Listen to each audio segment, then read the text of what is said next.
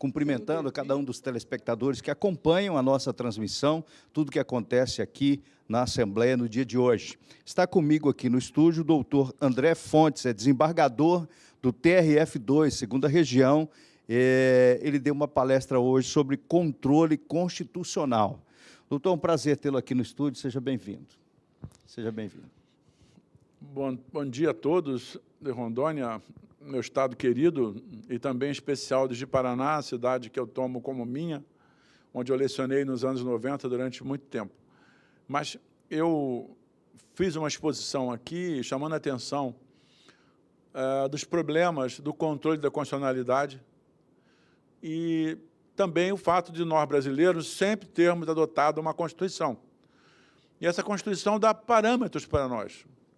E dentro desses parâmetros estaria a competência da Assembleia Legislativa, que, sabidamente, é a digna representante do povo de Rondônia e que deve dar, eu diria assim, o rumo, o marco que o povo deseja aos interesses públicos e os próprios interesses socioeconômicos do Estado de Rondônia.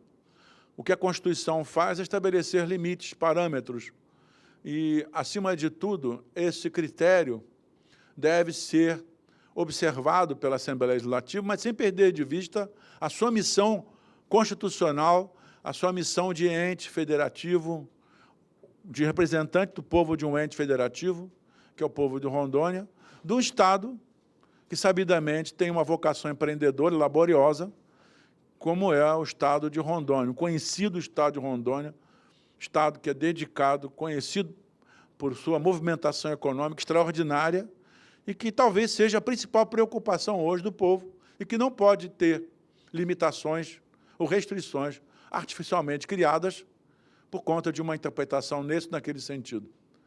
Então, o objetivo é dar uma visão mais ampla, mas sem perder de vista os objetivos maiores do Estado de Rondônia. Doutor, nós sabemos, e o Brasil passou, não sei se terminou esse momento conturbado aí que a gente vê, legislando, né, alguns juízes legislando em cima das leis ou contrárias às leis que os nossos representantes... E aí eu quero aqui fazer uma pergunta, se o senhor quiser responder, responda, mas eu tenho que fazer a pergunta que o nosso telespectador gostaria de fazer. Por exemplo, nós temos acompanhado algumas atitudes dos poderes em que é passado para a população que o poder está agindo, mas não seria aquele poder que teria o poder para isso, porque quem recebeu o voto do povo para representá-lo é o que foi eleito, é o deputado, é o senador. Como é que o senhor vê isso? A Constituição da República, no artigo 1º e no parágrafo único, diz que o Brasil é um Estado democrático, é um Estado de direito, um Estado democrático. E no parágrafo único diz que o poder pertence ao povo. O povo se expressa por meio de seus parlamentares, ou seja, aqueles que nós votamos e que têm compromissos políticos, responsabilidade política. O povo que escolhe seu deputado segundo as suas próprias convicções, cobra do seu deputado os resultados práticos. Resultados esses que não forem alcançados, o povo vem e, na eleição seguinte, deixa de votar. Essa perspectiva é uma preocupação importante de dois dos poderes da República. Primeiro, o poder legislativo, em segundo lugar, o poder executivo. O judiciário é o chamado terceiro poder. Ele constrói as suas orientações por força da Constituição, das leis, e também das situações reputadas injustas, como aconteceria, por exemplo, no caso de minorias. As minorias que poderiam, eventualmente, sofrer a injustiça da maioria, encontrariam uma justiça do Supremo nessas horas. Mas eu lembro que nós, brasileiros, somos povo de múltiplas ou de inúmeras origens e formações. Nós temos a população autóctone, ou seja, a população que originalmente era brasileira, de origem indígena. Nós temos dos portugueses europeus, dos negros que vieram para o Brasil, a despeito da forma injusta, mas que deram uma contribuição indiscutível à cultura, à nacionalidade brasileira. E, em seguida, nós temos os asiáticos, japoneses e hoje chineses e coreanos, todos eles juntos. A pergunta é possível que o povo tão diversificado não seja capaz de dizer, de escolher o que é bom para si, o que é bom para o próprio povo? Será que a necessidade do Poder Judiciário, que visa corrigir injustiças,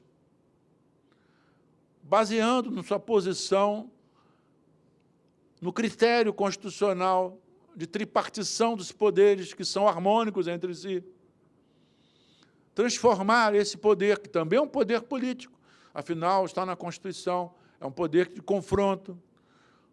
As decisões dos tribunais, a coisa julgada, por exemplo, não é só um problema entre as partes. Ela gera impossibilidades, consequências, até mudanças legislativas. Pois bem, será que nós, brasileiros, estamos preparados para ignorar, desconsiderar, deixar de lado a vontade do povo e substituí-la por decisões judiciais, talvez numa visão filosófica, elaboradas por pessoas talvez mais tecnicamente preparadas? Curiosamente, na faculdade fala-se mal da orientação positivista criada por Augusto Comte, e ele dizia que quem deveria fazer as leis era um grupo de pessoas. Será que nós estamos dando uma virada positivista? Será que nós estamos renunciando à vontade do povo para achar que um grupo de brasileiros mais, diria assim, destacado pela condição de magistrados, talvez, pudesse dizer melhor o destino do Brasil do que aquilo que o próprio povo tenha a dizer? Algumas questões são graves, complicadas, e acho que todos nós, cidadãos, devemos lembrar. O problema dos chamados do bem penalmente protegido ou do bem penalmente tutelado, que o Código Penal estabelece, ao tratar, por exemplo, da saúde pública, ao tratar da integridade física. Será que o Supremo poderia decidir politicamente que um bem que nós entendemos por lei, que deveria ser protegido, tutelado, não deveria sê-lo?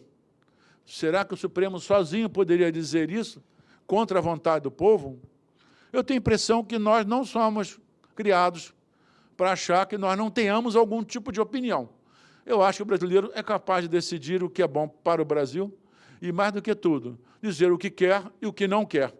E é por isso que o parlamentar, o Congresso Nacional e a prestigiosa Assembleia Legislativa do Estado de Rondônia estão presentes e firmes com seus objetivos, dizer o que o povo de Rondônia quer.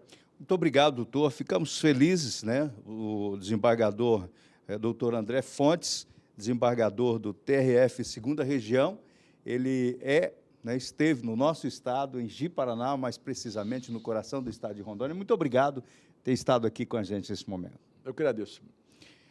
Daqui a pouquinho, mais informação aqui direto da TV Assembleia Legislativa. Fique ligado.